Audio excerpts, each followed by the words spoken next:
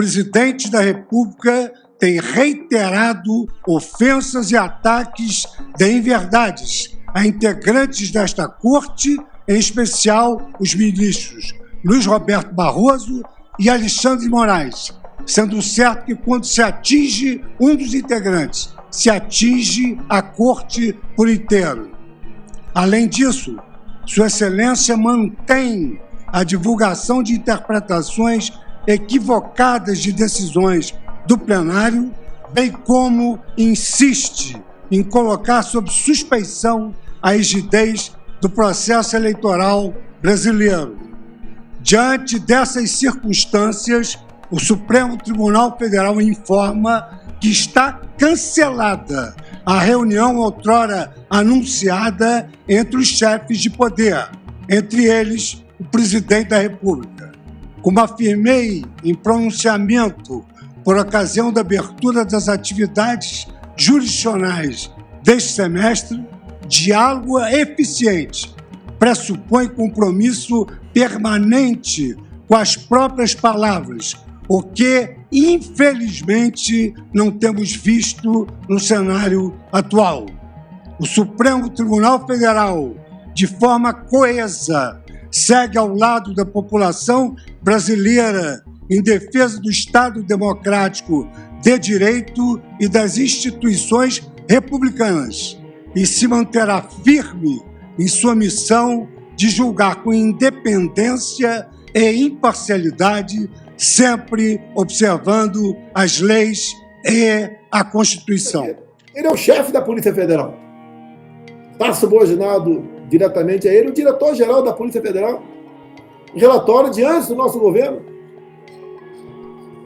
Vamos acreditar na Polícia Federal ou no ministro Barroso? Por que o Barroso não quer lisura nas eleições? Por que o Barroso não quer o voto democrático? Por que não quer a contagem pública dos votos? O que está acertado para 2022? Nós sabemos o profundo amor e consideração que ele tem com Lula. É um direito dele. Agora, usar o poder da força para influenciar, não cabe a ninguém do Supremo tentar influenciar decisões do Parlamento. Se eu faço isso, eu estou em curso em crime de responsabilidade de acordo com o artigo 85 da Constituição. O que está acertado para o ano que vem? Isso nos deixa com dúvidas. Ofendendo o Barroso, fica ofendendo a Suprema Corte, fica ofendendo as instituições, os sindicatos, os índios, os sem terra, os negros, as mulheres. Esse é o papel dele. Então eu acho que, ao tomar essa decisão, acho que o Supremo Tribunal Eleitoral começa a fazer um processo de investigação para colocar as coisas no seu devido lugar. O seu Bolsonaro, como ele foi eleito enganando a sociedade com fake news, ele foi eleito dizendo que ele queria governar o Brasil. E ele tem a obrigação de governar o país e parar de falar bobagem, porque ninguém suporta mais as cretinices que o Bolsonaro utiliza todo santo dia, inclusive com palavras chulas, ofendendo as pessoas. Olá! Este Fora da Política Não Há Salvação vai discutir a crise política no país, que alcançou talvez, nessa semana que passou, os seus níveis mais elevados desde o princípio do governo Bolsonaro.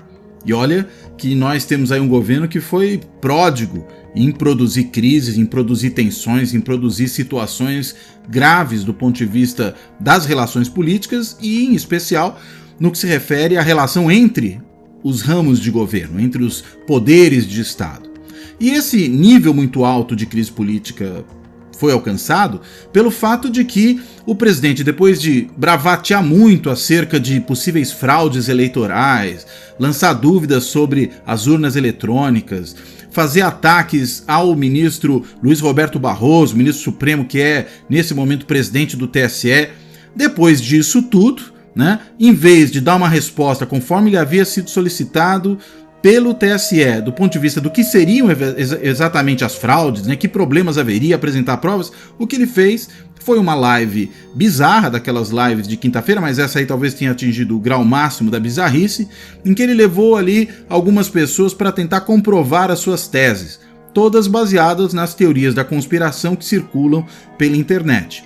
O fato é que depois disso, na segunda-feira subsequente, o TSE se reuniu e, por unanimidade, decidiu abrir 2 inquéritos que atingem o presidente. Uma notícia-crime que foi encaminhada ao Supremo, na verdade solicitou ao Supremo a abertura desse inquérito, relacionando o presidente Bolsonaro às fake news, é o inquérito das fake news. Isso foi depois aceito pelo ministro Alexandre de Moraes. E na outra ponta, no âmbito eleitoral propriamente dito, um inquérito administrativo para investigar os ataques que o presidente faz ao processo eleitoral e o uso também abusivo da máquina pública para campanha antecipada, enfim, uma série de coisas aí relacionadas ao âmbito mais propriamente eleitoral. O fato é que isso colocou o presidente ainda mais na defensiva. Ele, como é do seu feitio, voltou ao ataque, falou que ninguém é mais macho do que ele, que vai brigar para que haja voto impresso e auditável, para usar a expressão que ele mesmo usa para falar disso, e voltou a atacar o Barroso, como se a decisão do TSE de iniciar esses inquéritos não houvesse sido unânime, tomada por todos os juízes do Tribunal Superior Eleitoral. Enfim, o fato é que isso não é raio em céu azul, isso acontece num contexto muito mais amplo de crise no relacionamento das instituições, e para tentar entender tudo isso, eu convidei meu colega de Fundação Getúlio Vargas, o professor Oscar Vilhena Vieira,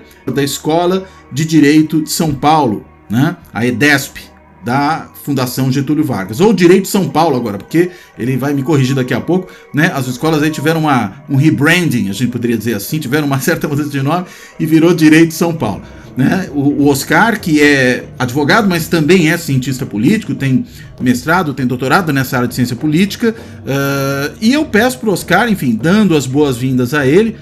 Primeiro, obrigado, Oscar. Se você puder ajudar a gente a entender qual é o contexto, qual é o cenário que nos trouxe até essa situação que vemos agora e que a gente sabe causa muita ansiedade, porque além de tudo o presidente Bolsonaro ameaça com não ocorrer eleições ou jogar fora do que ele chama de 4 linhas da Constituição.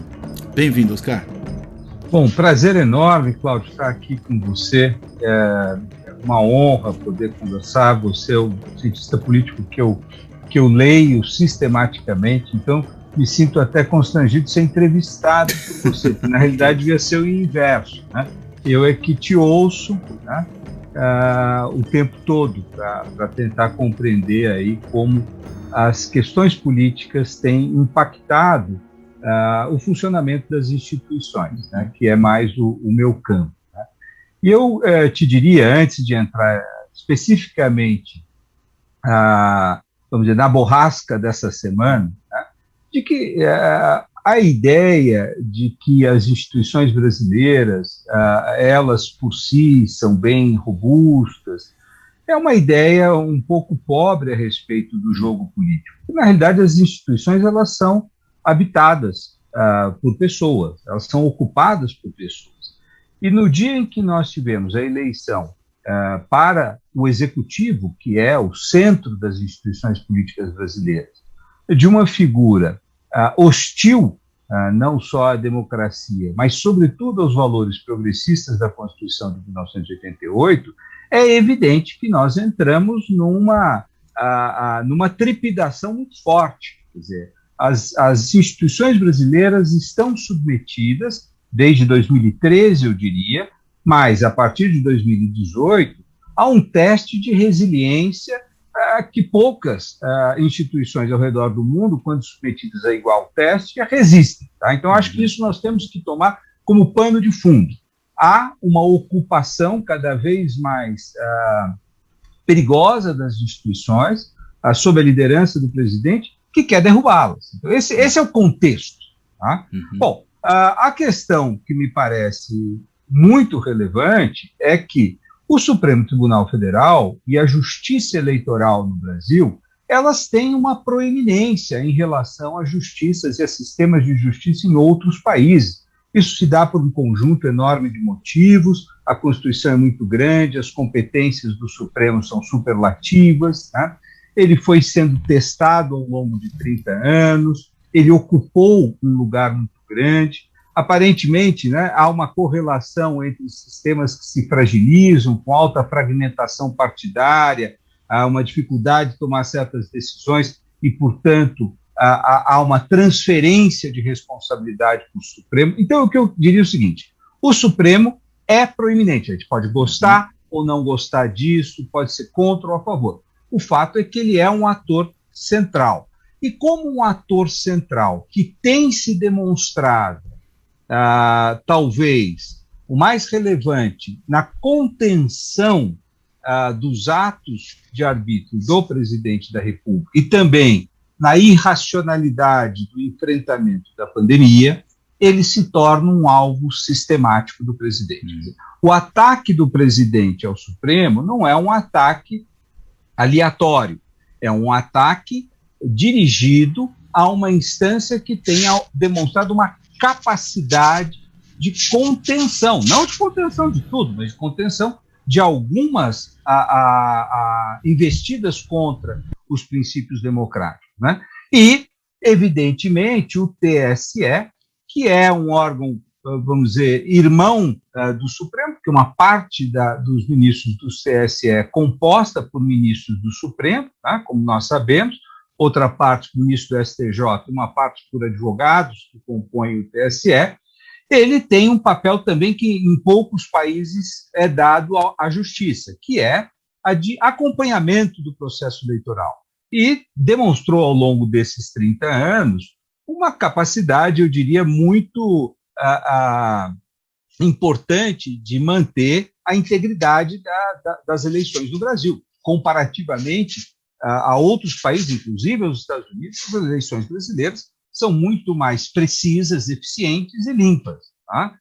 E, nesse sentido, o presidente da República, na medida em que vê declinar a sua chance de vitória eleitoral, ele vai e ataca de maneira sistemática, seja o Supremo, seja a eleição, e o Tribunal Superior Eleitoral, que fiscaliza a eleição. Então, esse é o contexto, ao meu ver, que gerou essa inflamação nessa semana. Agora, há um detalhe, né? Porque muitos vão falar, mas pode o Supremo fazer o que fez? Pode o TSE? É função de tribunais iniciar inquéritos? Nesse caso, Cláudio, é interessante notar, não é tradicional. Não é tradicional, muito embora o regimento do Supremo Tribunal Federal traga uma hipótese. Crimes cometidos na instância do Supremo Tribunal Federal podem gerar uma abertura de inquérito. Né? Administrativo, nesse caso? Não, no Supremo Tribunal Federal são inquéritos, né, para apuração de crimes. Tá? Perfeito. Então, foi com base nisso que foram abertos o inquérito da fake news e o inquérito sobre ataque às instituições democráticas, ou seja, aquele quando o presidente Bolsonaro foi para a frente dos quartéis e incitou as classes armadas contra o Congresso Supremo, lá em 2020. Né? Então, aquilo que gerou uma enorme repercussão no campo jurídico, né? Será que poderia o presidente Toffoli ter aberto aquele inquérito, ter aberto? O que o regimento fala são crimes cometidos dentro do Supremo Tribunal Federal, nas premissas do Supremo Tribunal Federal. Bom, mas são crimes eletrônicos que ocorreram, será que dentro, será que fora? Então, tudo isso é heterodoxo. Né? Mas o fato é que o presidente do tribunal abriu aqueles inquéritos, o pleno do Supremo depois referendou, ainda que houvessem críticas, eles determinaram que o procurador-geral fosse chamado, o procurador-geral foi chamado, passou a compor, então, o polo acusatório, né, de muito contragosto, mas passou a compor o polo acusatório. Então, nós temos 2 inquéritos hoje do Supremo Tribunal Federal, e depois teve um terceiro que diz respeito à prevaricação do presidente, no caso de não levar a cabo uma investigação sobre a compra de vacinas. Então, são 3 inquéritos onde o presidente está sendo investigado. Tá? Bom, o Tribunal Superior Eleitoral, ao detectar esse conjunto de atos do presidente da República atacando as eleições, atacando o tribunal, ele noticiou ao Supremo, olha, tem mais aqui uma notícia de um crime que eventualmente está sendo praticado. Encaminhou o Supremo e isso caiu para o ministro Alexandre de Moraes. Então, a sua primeira questão, TSE faz uma notícia-crime, ele não abre um inquérito, ele faz, tem uma notícia... Ele pede, né, que seja aberto um inquérito, né? Ele informa ao ministro Alexandre, ao Supremo, olha, tem aqui mais uma notícia-crime, tá? Eu peço que vocês avaliem. E o Supremo vai transformar. Olha, sim, tem o ministro Alexandre de Moraes, está apurando, tem 3 inquéritos lá, 2 dizem respeito a essa mesma tipo de conduta, o mesmo modus operandi, fake news, ataques às instituições somados a mecanismos de difusão e distribuição de informação falsa. Então, jogaram para lá, o ministro Alexandre de Moraes incorporou, então ele está investigando, ele não abriu um outro, mas no bojo desses 2 inquéritos, ele também está investigando o presidente da República. Tá? Então, isso é por crime. Que crime? Eu já desculpa, eu estou falando muito, né? Mas tá bom, porque a gente precisa entender esse contexto todo, que não é tão simples, né? Tá, então, no Supremo é crime comum, um conjunto de crimes que dizem respeito à formação de organização criminosa, a injúrias, difamações, etc., mas crimes também de segurança nacional, que dizem respeito à desestabilização das instituições democráticas. Muito embora nós estejamos ainda, por alguns dias, sob o vigor da Lei de Segurança Nacional, de 1984, esta lei foi reformada na transição e ela traz dispositivos muito importantes de defesa das instituições democráticas. Tá? Então, a gente tem... E aí, Cláudio, que a gente tem que fazer uma distinção. Eu acho que tem algumas coisas que o presidente Bolsonaro não comete crime. Falar, o ministro não vale nada. Não é crime, isso é uma opinião como você tem, eu tenho e todo mundo tem sobre os ministros do Supremo Tribunal Federal. A outra coisa é, na posição de presidente da República, incitar as Forças Armadas para desestabilizar o Congresso ou o Supremo. Isso é grave. Ou incitar violência contra os ministros, ou ameaçar, ao crime de ameaça. Né? Então, aí é uma coisa grave. Então, isto está no Supremo. Quem que pode transformar isto em processo? Né? Sair de uma investigação e transformar o Procurador-Geral da República. Então, aí nós temos um problema. Tá? Então, vou mudar para o TSE. No TSE, há uma situação curiosa, que é, o TSE pode iniciar inquéritos, o regimento é omisso, e diz que, quando ele for omisso, prevalece o regimento do Supremo. O regimento do Supremo, como a gente já viu, permite a instauração de inquérito. Então, é com base nisto que o Corregedor-Geral do TSE abre um inquérito aí de natureza administrativa. Isso é importante. Por quê? Porque não vai bater no Procurador-Geral da República. É um inquérito administrativo para apurar violações ao Código Eleitoral. Tá? E qual pode ser a consequência disso? Punições eleitorais, entre elas a impossibilidade de você concorrer a um mandato eletivo. Então, o presidente passa a estar hoje sob investigações criminais no Supremo e sobre uma investigação administrativa no TSE. No Supremo, para que isso vá à frente, é necessário que o Procurador-Geral da República se entusiasme, e 2, que a Câmara dos Deputados aprove a eventual prosseguimento desses processos. Agora, no âmbito do Tribunal Eleitoral, de uma sanção administrativa, político-administrativa, nós não temos essas duas barreiras. Tá? Então, isso é eu diria, uma espada importante sobre o pescoço do presidente. E é preciso que o Ministério Público Eleitoral esteja de acordo com o encaminhamento de algum tipo de sanção no âmbito eleitoral contra o presidente, ou o próprio tribunal de ofício pode encaminhar isso? Não, sempre você vai ter, né, um direito de defesa, o presidente vai se instaurar um contraditório. Né? O titular do Ministério Público no Tribunal Eleitoral tem sido muito, vamos dizer, compromissado com a sua missão. Tá? Então, eu não vejo problema. Sim, tem que passar pelo Ministério Público Federal, tá? Mas nós temos ali um procurador da República que tem cumprido a sua missão com muita intensidade. Então, eu não temo que haja uma omissão por parte do Ministério Público Federal lá.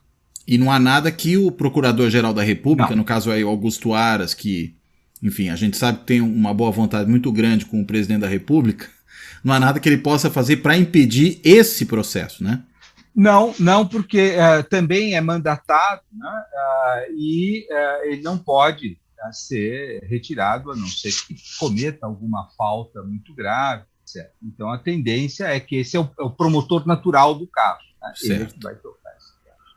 Agora, no caso do Supremo, que abriu esses inquéritos de ofício também, né, internamente, esses criminais no âmbito do Supremo contra o presidente, será que a gente teria necessidade disso fosse o Procurador-Geral da República mais ativo, né, ou pelo menos mais independente? Eu penso que um desses, inclusive, ainda começou no tempo da procuradora Raquel Dodge, né, se eu não estou enganado, e aí depois é que vem o Augusto Aras, e aí, enfim, tem uma postura de muita leniência com o presidente.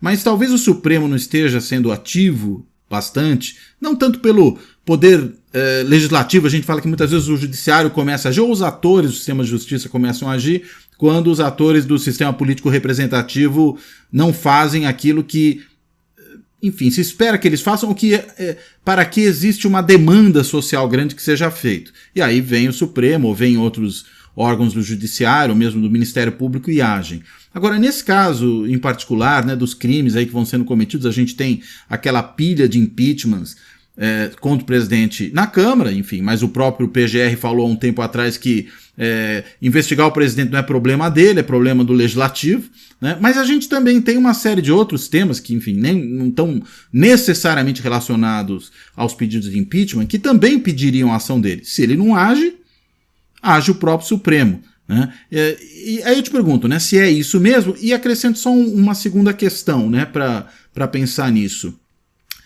Já que esse processo de investigação, né, relativo às fake news e aos atos antidemocráticos, ele começa dentro do próprio Supremo. Nesse caso, o juiz que iniciou o processo, que preside o processo, ele vira meio que um juiz de instrução, e aí ele estaria, digamos, impedido de julgar, ele pode só conduzir o processo? Como é que isso funciona, Oscar, por favor? Olha, boa pergunta, como é que isso funciona, né? Olha, Cláudio, o que você está apontando, e eu concordo integralmente, é que nós estamos submetidos a uma situação de muito desajuste institucional. As instituições têm certas regras para lidar com situações ordinárias que acontecem no dia a dia da política, e a gente fica muito indiferente quando tudo acontece bem, mas na realidade é um milagre que tudo ocorra bem, porque são atores autointeressados, buscam maximizar o seu poder, né, e as instituições vão canalizando essa disputa política de forma pacífica. E eu estou vendo aí o Norberto Bobbio colado na sua parede, que é meu ídolo. É ele mesmo, meu também. Mas são as regras do jogo. Né? As regras do jogo, a democracia não está sendo disputada, né? Agora que nós estamos vendo as Olimpíadas, entre um bando de jovens, skatistas, um animado com sucesso alheio. O jogo da política é um jogo competitivo, bruto, onde pessoas que discordam profundamente umas das outras têm canalizado essa disputa por intermédio do processo eleitoral e regido o exercício do poder por parte da Constituição. É isso que o velho Bobbio nos ensinava. Essas são as regras do jogo. Né? Ora, quando um começa a não agir em conformidade com as expectativas institucionais estabelecidas pelas regras do jogo, né, o risco é que nós comecemos a entrar num certo ciclo de retaliações institucionais. Eu acho que é isso que vem acontecendo no Brasil há um bom tempo. Quer dizer, não é de agora. Tá? Desde o momento em que se contesta a eleição de 2014 por parte do Aécio Neves, você tem uma reação bastante negativa de alguém que não aceita as regras do jogo. Né? Isso desestabiliza. Mas também pode, mas também prometeu fazer o diabo para ganhar a eleição. Então, nós podemos puxar esse novelo até onde cada um ideologicamente quiser puxar. Mas o importante é que nós passamos a viver muita instabilidade, né? E, nesse sentido, você tem, né, que algumas instâncias importantíssimas de checagem no sistema de checks and balances, de freios e contrapesos, né, que é o processo de impeachment do lado e o processo criminal de outro, né, você tem duas figuras centrais, o presidente da Câmara e o procurador-geral da República, né, que, em qualquer sistema político, o executivo busca trazer alguém que tenha algum tipo de aliança. Ninguém elege um presidente da Câmara que odeia, né? A não ser que erre, como a Dilma. Né? Então, mas ou fora como isso, o Severino lá atrás, né? Exatamente, mas você vai tentar fazer o presidente da Câmara. Então, jogo jogado. Né? O fato é que na primeira parte do mandato do presidente Bolsonaro, ele não conseguiu eleger a pessoa que ele queria. E foi o Rodrigo Maia, que segurou muita coisa importante do ponto de vista do pacote de medidas autoritárias propostas pelo governo, mas não tocou o processo de impeachment adiante, muito embora houvesse fundamento para isso. Né? Acho que ele irá se arrepender, se não se arrependeu até agora. Né? Agora, o presidente Lira, sim, tem muita afinidade com o presidente Bolsonaro, né? Há sempre uma discussão, e você melhor do que eu vai poder dizer isso, se quem cooptou o Centrão foi o Bolsonaro, ou se foi o Bolsonaro que cooptou o Centrão, mas o fato é que passa a ter uma esfera comum entre os dois. Eles estão afinados em muitas pautas. Né? O que, ao meu ver, aconteceu foi que o Bolsonaro conseguiu, através dessa aproximação do Centrão, que você vai nos explicar melhor do que outros, um escudo anti-impeachment. Esse é o ponto. Tá? Eu não acredito que a pauta bolsonarista passe toda pelo Congresso. Não é isso. Ele não conseguiu. Meu amigo Rubens Gleiser falou outro dia, eu achei muito correto, não há uma coalizão de governo. Perfeito, não é para governar. Não é para governar. É defensiva, uma coalizão, né? Defensiva, anti-impeachment. Então, perfeito. Talvez ele consiga sobreviver ao impeachment. Então, a gente vê uma falha institucional. Não pode este poder ser conferido a apenas uma pessoa, que é o presidente da Câmara. Esse poder de vetar ou não vetar o procedimento do processo de impeachment. Tinha que ser algo colegiado. Né? Bom, o Rafael Maffei comenta, né, ele soltou o livro agora, né, sobre esse tema, que inclusive, a rigor, isso é uma omissão regimental. Né? Não seria competência do presidente da Câmara segurar como está segurando. A questão é que, digamos, foi se construindo essa prática, muito mais do que algo por determinação sem dúvida. Da letra da lei. Por exemplo, o professor Fábio Comparato, que é meu colega na Comissão ADES, ele tem dito, não é aceitável num sistema republicano que a decisão de uma autoridade não possa ser contrastável colegiadamente. Portanto, né, o presidente da Câmara está violando a Constituição, os princípios da Constituição. Eu acho que ele tem toda a razão. O que ele deveria fazer existem os requisitos formais, encaminha para a comissão especial. A comissão especial vai tomar uma decisão. Um órgão colegiado. Segue, é o órgão colegiado. Então, eu acho que a gente está vendo aí, realmente é uma zona cinzenta, e o Lira está se aproveitando dessa zona cinzenta. E como não há uma maioria de 2/3 também na Câmara, não adianta ficar fazendo muita espuma, porque se for também é muito possível que ele não seja autorizado. Né? Então, isso aconteceu. Do outro lado, há um problema do Ministério Público, do desenho do Ministério Público também, né? Que isso já foi detectado há muito tempo, né? Que é quando o Ministério Público se omite de levar a cabo uma investigação e, sobretudo, um processo. Né? Se nós levarmos a sério o mandato do Ministério Público, ele é pró-sociedade, em dúvida, pró-sociedade. Né? Por que o promotor, muitas vezes, é criticado pelo advogado, ele processou indevidamente? Porque, na dúvida, ele tem que processar. Quem tem que absolver na dúvida é o juiz. Se houver dúvida, eu mantenho a absolvição. Mas o promotor não, ele deve fazer. E é por isso que é tão perigoso quando o juiz se mancomuna com o promotor, né? Isto é um terceiro problema que você também já anotou, que a gente vai falar ali quando chegar no caso dos inquéritos presididos pelo Alexandre de Moraes.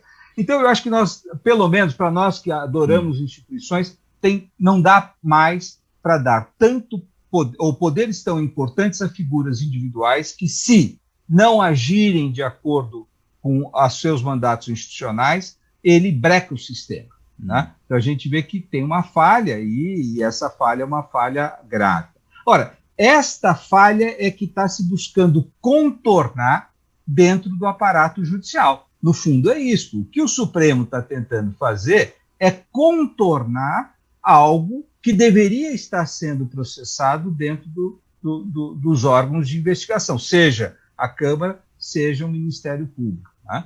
Isso não é ortodoxo, isto tem uma ligeira abertura legal através do regimento interno do Supremo, e é um sinal dos nossos tempos de disfuncionalidade institucional. Né? Ora, o Alexandre de Moraes, vou responder uma pergunta sua de modo objetivo. Né? Sim, no Brasil nós temos um sistema onde é ruim, porque o juiz que acompanha o inquérito, vamos pegar o caso lá da Lava Jato, né? O juiz Moro, ele fez o que todo juiz faz no Brasil. Né? Tem um inquérito, o delegado presta contas ao juiz. Olha, posso fazer uma busca e apreensão? Tem um juiz que diz. Isso é o chamado juízo de instrução. Tá? Então, isso é normal, é o dia a dia da magistratura. Tá? E depois esse juiz vai julgar aquele processo que eventualmente surge de um inquérito. Isso é ruim. Né? O modelo brasileiro é ruim desde a sua origem. Isso não foi inventado na Lava Jato. Né? Evidentemente que, se a gente quisesse ser mais purista, se esse inquérito hoje, que tem a condução feita pelo ministro Alexandre de Moraes, chegar a algum ponto, tá? E houver a denúncia por parte do Procurador-Geral da República, evidente que seria muito positivo que ele não participasse do julgamento, porque senão ocorre o que aconteceu no julgamento da Lava Jato. Quer dizer, o juiz ele se envolve tanto que ele se torna parte da investigação. E aí não dá para ser juiz propriamente, a não ser que fosse um juiz de instrução, né? Tanto que essa discussão até sobre a criação de juiz de instrução veio muito na esteira da Lava Jato, né?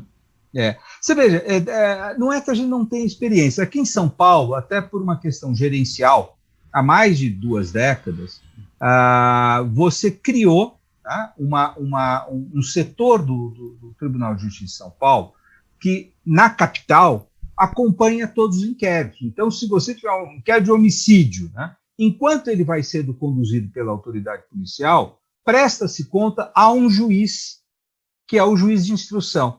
Quando ele se torna uma denúncia, vai lá para o júri, e aí é outro juiz que vai julgar. Então, São Paulo tem isso já há muitos anos, né? São Paulo capital. Né? Então, funciona melhor. É isto que se quer fazer no Brasil todo e com, infelizmente, resistência por parte do próprio judiciário. Né? Mas é separar, como na Europa.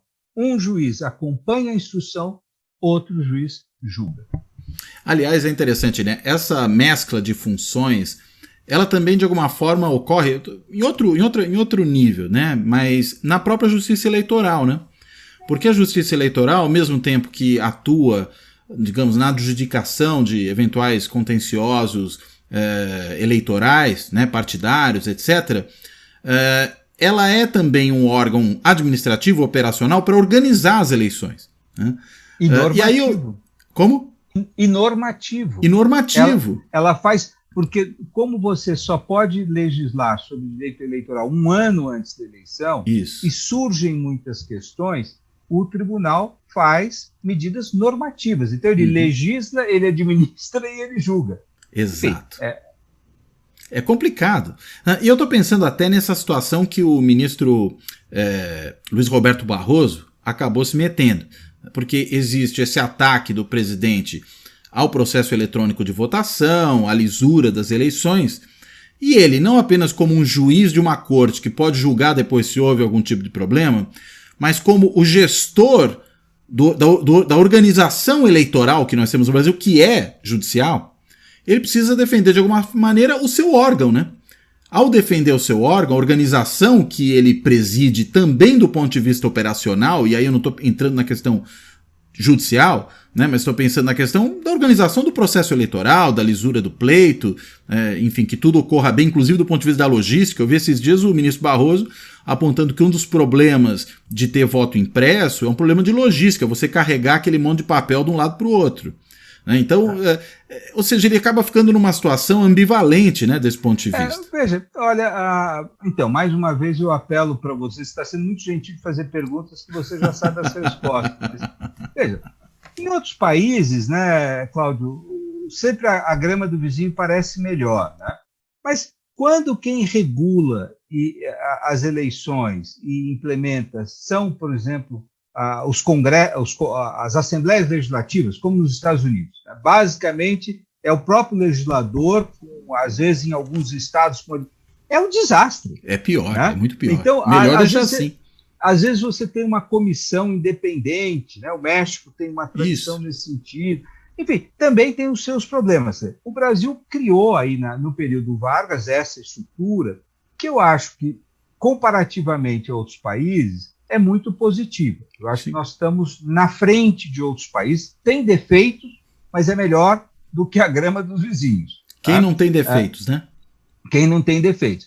Agora, eu acho que a questão é como a gente aperfeiçoa. Nós, aqui no nosso bate-papo, a gente falou, olha, ter o Ministério Público, a força que tem no Brasil, é muito bom, mas tem defeitos. Nós estamos detectando um agora. Tá? Ter um Supremo poderoso é bom, mas também tem defeitos. Eu acho que é um pouco isso que a gente tem que... Eu gosto muito dessa ideia de reformas incrementais que vão aperfeiçoando as instituições. Não, eu também. Aliás, quanto a isso, um aspecto interessante é esse, não só do Ministério Público muito forte, que nós temos independente, não é vinculado nem ao Executivo, nem ao Judiciário, diria até que talvez a gente possa considerá-lo, num certo sentido, um quarto poder de Estado, dada essa grande independência, mas a gente tem essa situação hoje do PGR absolutamente alinhado ao presidente da República, que vira um problema, porque ele não age, ou quando age inclusive para proteger o presidente, mesmo quando haveria motivo para ele, sendo titular da ação penal contra o presidente, dar seguimento às coisas, mas ele não faz isso. E aí entra toda a discussão sobre a maneira como o PGR é nomeado. Né? A gente vê que a associação, né, do Ministério Público tem feito aí periodicamente aquela consulta aos seus filiados, mas é uma consulta informal, num certo sentido, já que não existe previsão legal para isso. Dali ela tira uma lista tríplice, presidentes ali, enfim, do Lula para frente, inclusive o próprio Temer, sempre escolheram alguém dentro da lista tríplice, ainda que não sendo o primeiro, pelo menos o segundo, que foi o caso da Raquel Dodge, escolhida pelo Michel Temer. Só que aí vem o Bolsonaro, né, e como tinha feito o Fernando Henrique lá atrás, ele pinça alguém de fora da lista tríplice. O que ele pode fazer é perfeitamente legal, mas aí a gente vê uma situação dessas, né, de um PGR que simplesmente, podemos assim dizer, não cumpre o que se espera do seu papel institucional. E aí, discutindo há um tempo atrás com dois colegas aqui também, né, com o Fábio Kersh e a Marjorie Marona, que também estudam esse tema, falei, mas tá pior do que era, é melhor talvez alguém da lista tríplice. Ela falou, mas a corporação captura, que acho que é uma preocupação muito pertinente que eles têm. Né? Esse problema do chefe do Ministério Público virar um representante corporativo. Mas aí a gente fica, sindical. A gente fica talvez no pior dos mundos, porque de um lado eu tenho uma captura corporativa, de outro lado eu tenho uma coisa que eu particularmente acho que é pior do que a captura corporativa, que é essa captura pelo executivo.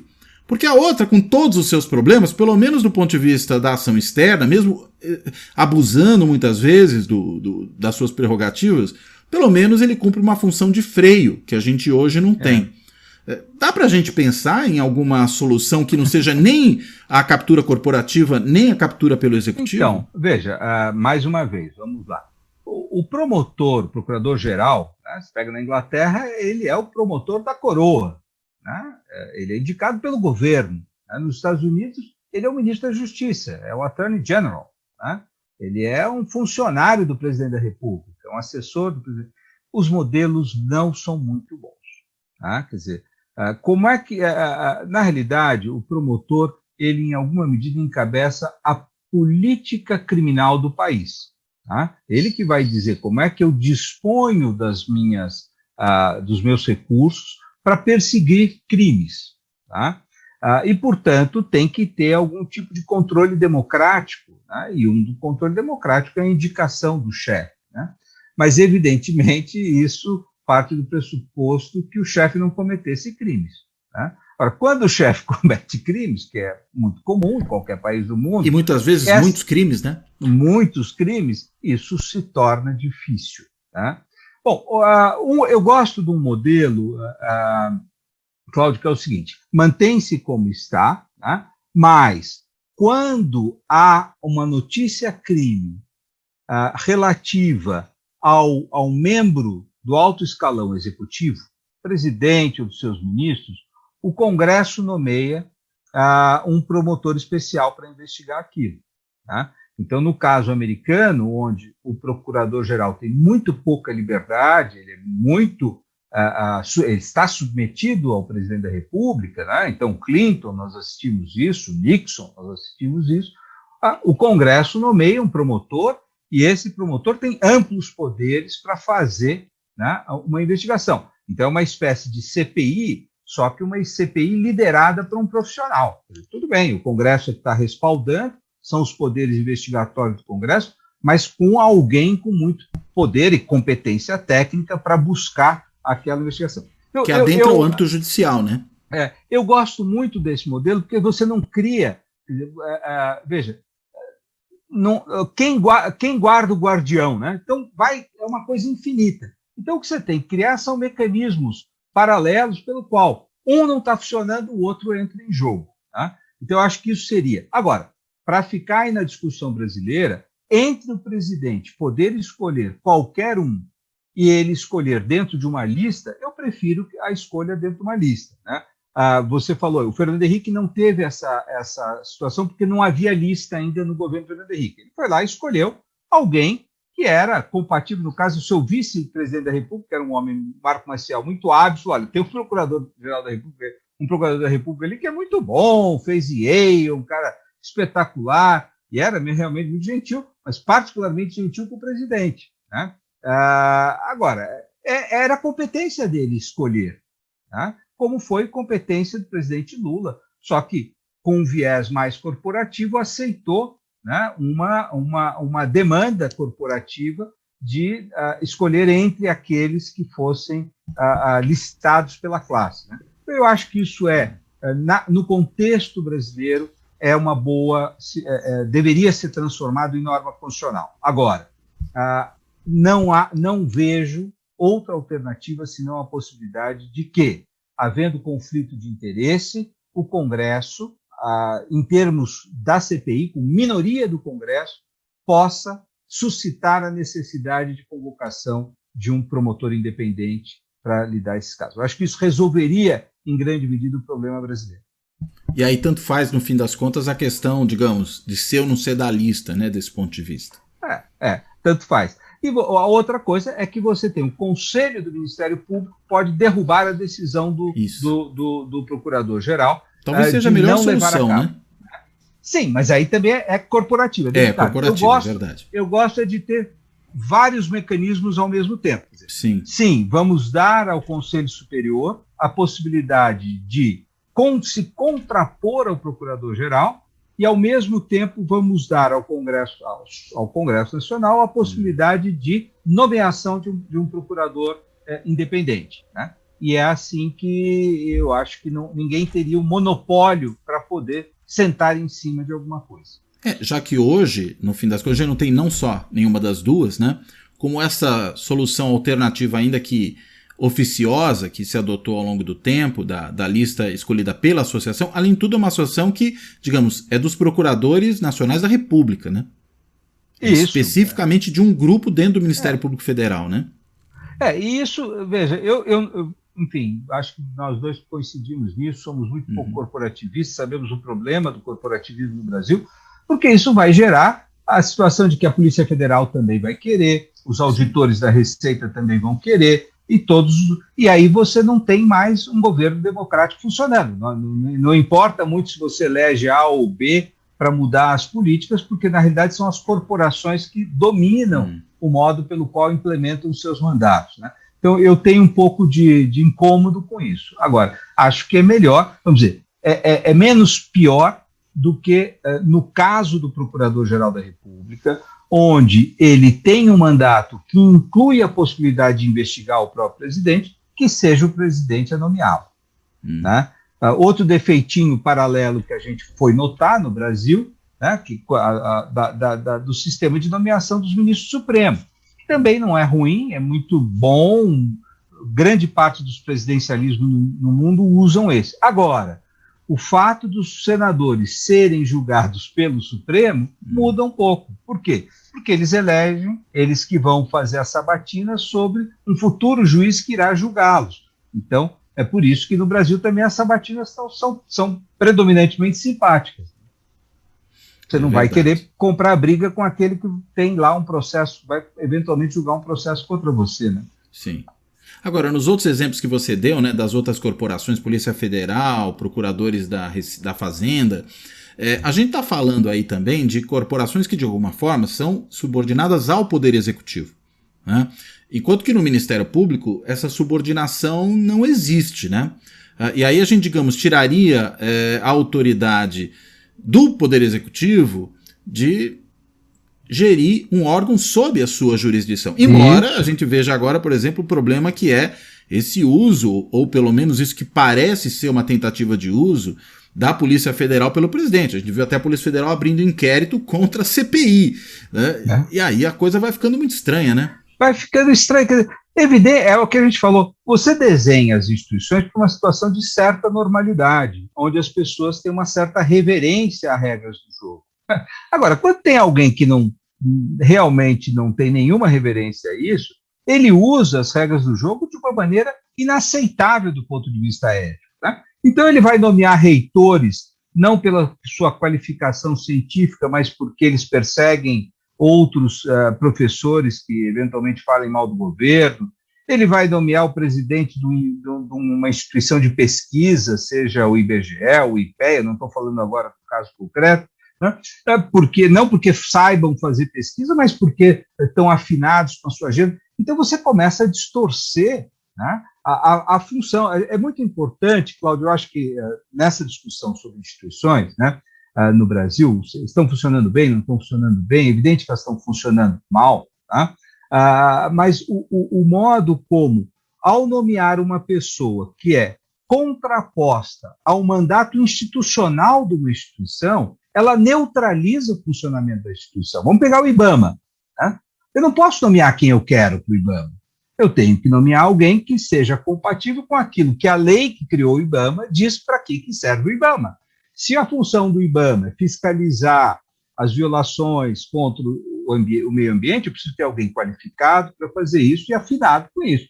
Se eu ponho alguém que é a favor da devastação, eu estou agindo contra a lei. Então, também, isso é uma ideia muito primária de que o presidente pode nomear quem ele quer. Ele não pode nomear um racista para ser o responsável por uma fundação voltada a combater a discriminação racial.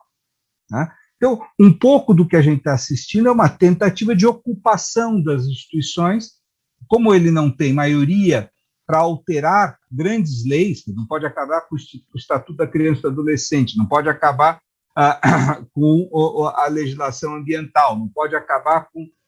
É você nomear pessoas para órgãos de maneira que elas neutralizem ao máximo o potencial dessas normas. Né? Esse é um pouco o processo que a gente vem assistindo. Agora, isso vai... Primeiro, acho que corroendo o próprio funcionamento da democracia, né? Por isso que hoje a gente tem tantos receios, né, em relação ao que nos espera daqui até o ano que vem. Eu, quando escuto as pessoas falando, mas vai ter um golpe, né? Porque o presidente Bolsonaro é alguém claramente com vocação autoritária, é cercado de outros que têm essa mesma vocação, e diria, para ele, acho que um golpe não é exatamente um problema, né? Sendo a seu favor, evidentemente. Se fosse contra ele, eu imagino que ele não gostaria muito. Mas a outra coisa é ter condições não só subjetivas, para usar uma velha dicotomia aí, mas objetivas, né, de realizar um golpe. Afinal de contas, nós temos um empresariado que, até pelo manifesto que saiu nessa semana em favor das eleições e da democracia, nós temos um monte de empresários importantes signatários, ou seja, no meio empresarial Não existe apoio a uma ruptura desse tipo, como por exemplo havia em 64. Na grande imprensa, na maior parte dos grandes veículos de imprensa, também não há apoio a algo desse tipo, como havia também em 64.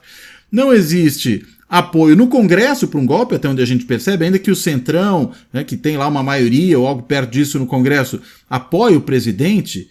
Não queria que eles apoiem o presidente na eventualidade de um golpe, porque de uma forma ou de outra eles disputam eleições e não lhes interessa necessariamente concentrar tanto poder assim nas mãos do executivo, ao ponto até de correr o risco de perder a chance de continuar disputando eleições. E mesmo no cenário internacional.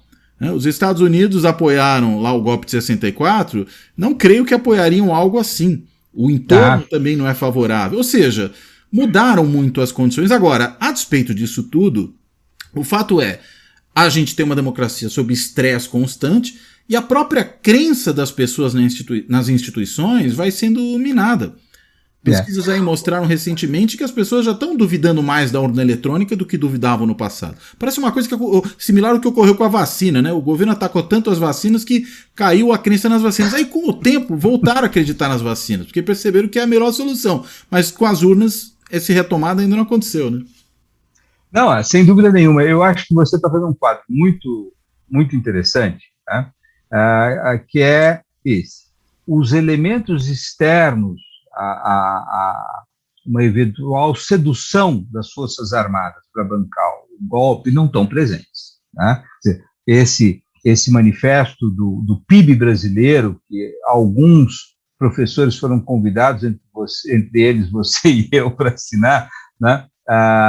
É uma demonstração, olha, o empresariado consistente brasileiro, de vanguarda brasileiro e poderoso brasileiro não está a favor desse negócio, né?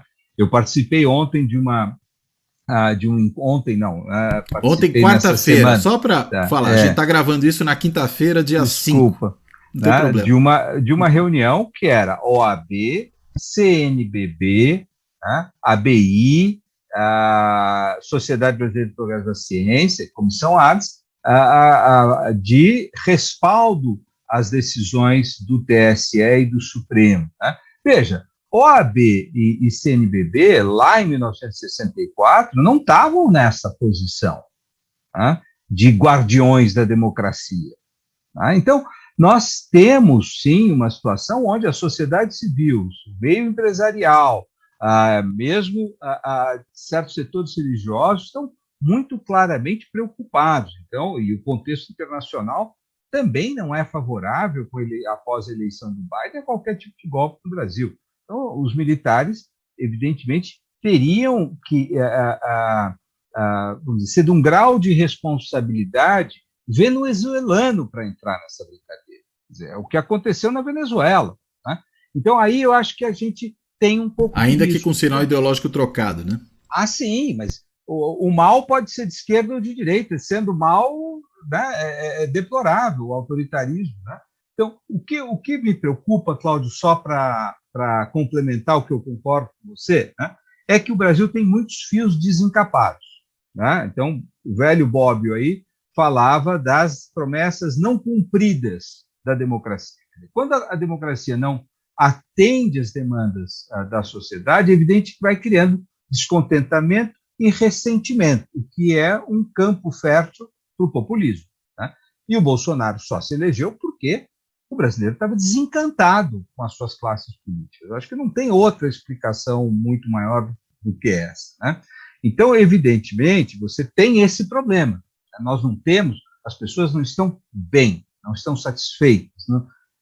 Lógico que agora elas entendem que o Bolsonaro é parte desse problema. Antes ele era aquele que se colocou como fora dessa equação. Né? Então esse é um problema. A outra questão é a questão de segurança. O Brasil tem um problema de segurança grave, as polícias em muitos estados são muito próximas ao crime e, portanto, elas têm condição de desestabilização. Né? A gente viu isso no Ceará recentemente, a gente viu isso já na Bahia, a gente viu isso em São Paulo há vários anos atrás, e no Rio de Janeiro é uma constante. Né? Bom, evidente que se houver desordem social, né, onde as polícias não só não sejam capazes de manter a ordem, mas muitas vezes sejam um elemento de estabilização, as Forças Armadas podem se ver obrigadas a intervir. Então, isso é um problema, porque a gente sabe, nossa querida amiga professora Maria Hermínia acabou de escrever um artigo belíssimo sobre isso, que quando elas entram no poder é difícil saquear, né? Então, eu acho que, embora não haja nenhum ambiente para golpe, o que o presidente tenta fazer o tempo todo é forçar a cerca, é balançar o barco, né? Por quê? A desordem é o meio natural onde o populismo busca oferecer uma solução através da força, né? Então, esse é o problema que eu vejo hoje de um curto-circuito, de uma desordem que favoreça uma intervenção ou exige algum tipo de intervenção armada, né? Então, nesse sentido, é muito importante aí que militares responsáveis dizem, não entraremos, não faremos, não fazemos parte disso, como aconteceu nos Estados Unidos com o comando das Forças Armadas Americanas. Quando o Trump convocou, eles disseram, de forma alguma, nós não fazemos parte disso. Infelizmente, aqui o que a gente viu foi o chefe da Marinha, o chefe da Aeronáutica dando declarações de teor partidário, né? Isso é muito preocupante. O chefe do Exército ainda permaneceu calado, embora tenha sido um dos signatários daquela nota, né, que o ministro da Defesa articulou contra a CPI, quando o Omar Aziz deu aquelas declarações sobre a chamada banda podre, ou lado podre das Forças Armadas, enfim. E uma reação que me parece, primeiro, inadequada para chefes de forças, né? Segundo, talvez num tom muito acima do que seria aceitável, né? Podia eventualmente ter sido uma resposta protocolar aí do ministro da Defesa, que a gente sabe que é um militar também, daqui da reserva, né? Mas enfim, veio dos outros. E acho que você toca num ponto importante também. Parece que mais provável do que um golpe, uma ruptura da democracia propriamente, o que talvez seja possível, infelizmente, é um grau de violência política muito grande, né? Que pode até não ser uma violência política que leve ao rompimento da democracia, mas pode produzir um estrago imenso, pode ceifar a vida de pessoas, pode piorar ainda mais a qualidade do nosso regime democrático. Isso eu acho que é uma coisa que não está fora do horizonte, não só por essa situação das polícias, que a gente sabe que já são muito violentas e extrapolam essa violência frequentemente, ainda andam se rebelando, mas também por conta desse liberou geral de armas, né, que o presidente promoveu, que estão na mão de civis, e vai saber o que essas pessoas, a depender do seu alinhamento político, a gente imagina que haja aí muitos simpatizantes do presidente Bolsonaro, como é que vão se posicionar no caso, por exemplo, de um afastamento dele, ou de uma inelegibilidade, ou até mesmo de uma derrota eleitoral. Infelizmente a gente viu, né, Cláudio, uma militarização da vida política brasileira, que não se iniciou agora é o ápice disso, né? Mas se iniciou no governo Dilma, né? Com a ampliação das operações de lei e ordem, escalou no governo Temer, né? Com a intervenção no estado do Rio de Janeiro, né?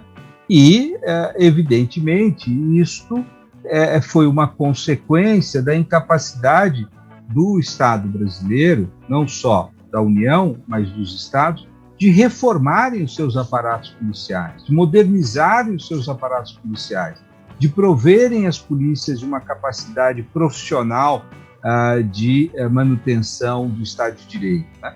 Na medida em que isso foi se deteriorando, né, e aí começou a se empregar as Forças Armadas. E as Forças Armadas, evidentemente, para entrar nisso, pediram algo em troca. Primeiro, uma mudança na legislação para que elas não pudessem ser julgadas por eventuais crimes praticados. Então, criou-se uma espécie de estado de exceção dentro da democracia, né? E isso foi ampliando. Então, eu acho que isso é o resultado de um processo de muitas falhas, de muitos governos, de todas as colorações, que levou a esse retorno. E o que está se buscando agora é conter esse avanço. Por quê? Porque as Forças Armadas não são preparadas para jogar o jogo democrático, né? E são armadas. E pelo fato de serem armadas, quando elas entram no salão, os outros não têm muito como se contrapor, né? É aquela velha coisa, quem está armado fica fora da gafieira, porque causa estrago dentro da gafieira. Sim, e esses dias a gente viu, quem está armado não ameaça. Exatamente. Que é outra coisa. Já foi dito. Então, é por isso enquanto o mundo for perigoso, houverem interesses adversos, a gente vai ter que conviver, tem que ter forças armadas. Agora, para terem o acesso ao monopólio da violência, não podem participar da política. Essa é uma pré-condição do regime democrático. E é isto que, infelizmente, determinados setores das forças brasileiras parecem não entender. Né? Não é uma hostilidade às Forças Armadas, é que elas não podem participar do jogo porque elas desequilibram por estarem armadas. Simples assim. Perfeito. Muito bom, Oscar. Poxa, te agradeço muitíssimo, essa conversa foi excelente, ainda que os nossos, digamos, o que a gente prevê daqui para frente não é um cenário dos mais alentadores, infelizmente, mas é muito importante a gente entender o que está acontecendo, refletir sobre isso, até para poder reagir a essa situação toda. E eu peço, Oscar, aí que você faça as suas amarrações finais para a gente fechar. Não, eu só quero te agradecer, acho que não tem, infelizmente não tem amarrações finais. Né? Veja, acho que é um pouco arriscado, né?